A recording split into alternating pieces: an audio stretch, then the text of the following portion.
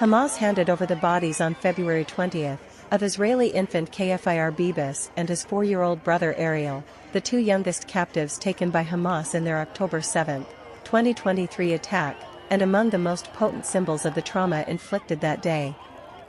Israeli Prime Minister Benjamin Netanyahu said the country was united in unbearable grief, with the return of 4 bodies of Israeli hostages, including 2 very young captives of Hamas, and vowed to avenge. עם המרצחים השפלים, ונבוא איתם חשבון. אל נקמות אדוני, אל נקמות הופיע. הלב שלנו סדוק, אבל הרוח שלנו לא נשברת.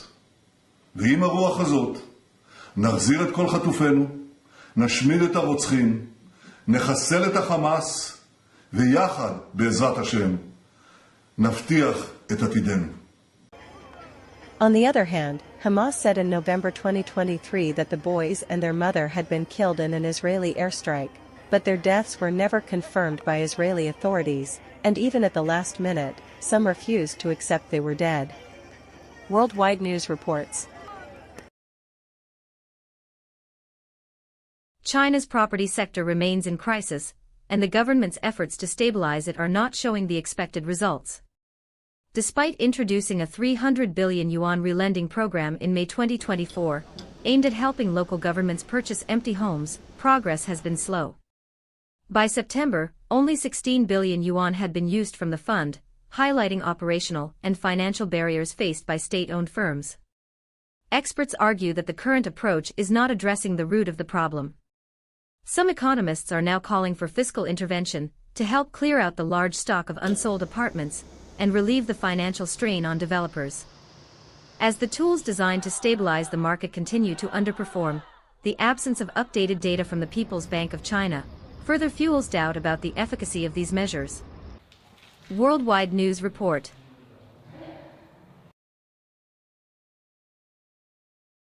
President Volodymyr Zelenskiy on February 20 met the U.S. envoy for the war in Ukraine Kellogg, but their planned joint news conference was cancelled at the request of the United States. Ukrainian Foreign Minister Andriy Sybiha said he had discussed with Kellogg ways to achieve a just and lasting peace. Генерал Келлог, зустріч, яка відновлює надію, нам потрібні сильні угоди з Америкою, угоди, які справді спрацюють. Я доручив працювати швидко і дуже виважено. Економіка і безпека завжди мають йти поруч, і деталі угод мають значення. Чим краще прописані деталі, тим більше результат.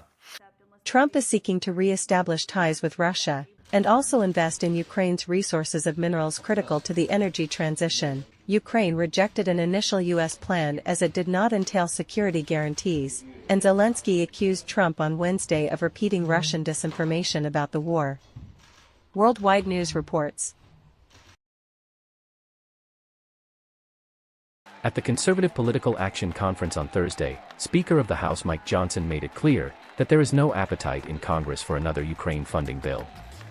His comments come after President Trump criticized Ukrainian President Zelenskiy and called for a swift end to the war with Russia. If that level set takes, let's say, 3-6 months or it drags on, do you see another funding bill for the war in Ukraine? Look, there's no appetite for that. What do you think? No. Yeah. Got our answer there? We have to bring it to an end. And I can tell you that our European allies understand the necessity of this as well. It's drug on too long. By some estimates, Russia's lost 700,000 troops, maybe more. The Ukrainians have suffered great losses. Johnson emphasized the need to end the conflict, reflecting a shift in U.S. policy. He echoed Trump's view that the war has dragged on for too long, and that it's time for action to bring it to a close. I think Zelensky complaining that he wasn't invited to the first meeting with Saudi Arabia and Russia is misplaced. I mean, what Trump's trying to do is do a level set, put the conditions in place for that real negotiation to happen, and we've got to allow him to do what he does. His remarks signal deepening divisions on continued U.S. support for Ukraine. Worldwide News Report.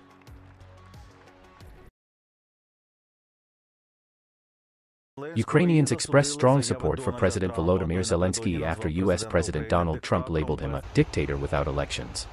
Зеленський точно не диктатор. Зеленський завжди відстоював нашу державу у будь-якому випадку.